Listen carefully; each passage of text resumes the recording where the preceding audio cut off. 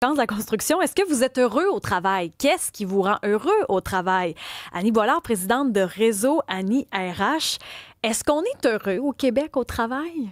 Oui. Bonjour Isabelle. Bonjour. Alors, est-ce que nous sommes heureux et sommes-nous plus heureux que les Américains ou moins heureux que les Américains? Il y a des gens qui vont passer la frontière là, prochainement pendant les vacances. Alors, c'est intéressant. Puis la raison pour laquelle on se pose la question, c'est que là, il y a des nouvelles données sur la satisfaction au travail de nos chers voisins du Sud. Et selon le Conference Board américain, nos voisins du Sud, ils se peuvent plus d'être heureux au travail, là. Mais comment ça, ils sont plus heureux au travail? Non, mais c'est impressionnant parce que tu me montres un diagramme.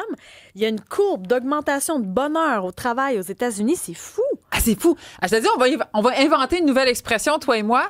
Heureux comme un Américain au travail. Ça se peut plus, là. J'ai jamais entendu ça. On va l'inventer.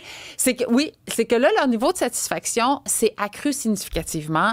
2025, c'est l'année où ils sont le plus heureux au travail de toutes les années où cette recherche-là a eu lieu puis que le bonheur au travail a été documenté. Pourquoi? Mais qu'est-ce qui se passe? On a l'impression qu'ils font que travailler. Tu sais, les Européens, quand ils nous regardent, ils trouvent qu'on copie le modèle américain puis qu'on travaille bien trop, qu'on prend pas de vacances. Puis là, on se rend compte que, voyons, ils sont heureux au travail. Moi, je suis vraiment impressionnée de ça. Là. Bon. Alors, décortiquons ça ensemble. On va regarder d'abord qu'est-ce que nous dit le Conference Board, parce que non seulement, c'est pas juste une maison de sondage, là, ce sont des économistes, fait qu'ils vont nous dire qu'est-ce qui se passe. Puis si tu veux, je te donnerai mon opinion perso par la suite. Donc, ce que nous dit le Conference Board, d'abord, ils aiment leur job, ils aiment ce qu'ils font, ils aiment leur tâche. Fait qu'ils trouvent ça valorisant. Ensuite, ils aiment leur relation avec leur patron. Ils apprécient leur charge de travail qu'ils ne trouvent pas déraisonnable, bien que nous, on trouve ça, ils ne prennent pas leurs vacances parce qu'ils ont trop de boulot, mais en tout cas. Ils apprécient aussi la culture des entreprises. Fait que ça, c'est ce qui se passe.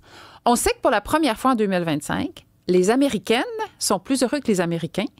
Donc, en une décennie, c'est la première fois que le niveau de satisfaction au travail des femmes est plus élevé. C'est pas sans dire, ça veut dire qu'il se passe quelque chose au niveau dans des choses qui sont plus d'importance pour les femmes. On sait aussi que des deux côtés de la frontière, ça c'est vrai pour les États-Unis et pour le Québec, les personnes plus expérimentées, les 55 ans et plus, sont plus heureux au travail que les plus jeunes. Donc, nos 18-24 ans, eux, peu importe où ils sont, trouvent ça un petit peu plus difficile. Puis ça, c'est intéressant de se demander pourquoi. Puis je me dis, même nos auditeurs peuvent peut-être essayer de nous l'expliquer. Moi, je pense que nos valeurs sur le marché du travail sont tellement différentes. C'est incroyable la différence entre les Z et les boomers. Là. Il y a vraiment un monde entre les générations. Oui. C'est ça. Essayer de comprendre pourquoi les jeunes, dans tous les sondages, peu importe le temps, ils sont toujours plus insatisfaits, puis les plus vieux, plus satisfaits.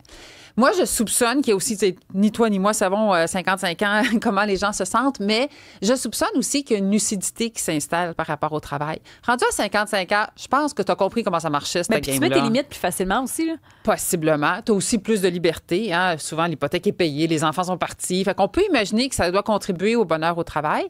Nos plus jeunes apprennent, tu sais, comment ça marche, à quoi je peux m'attendre. Des fois, il y a des perceptions, puis il y a des déceptions qui viennent avec l'initiation au monde du travail. Peut-être que ça explique en partie. Fait que, ça, c'est toujours une question intéressante. Pourquoi nos jeunes sont plus insatisfaits au travail que les autres groupes d'âge?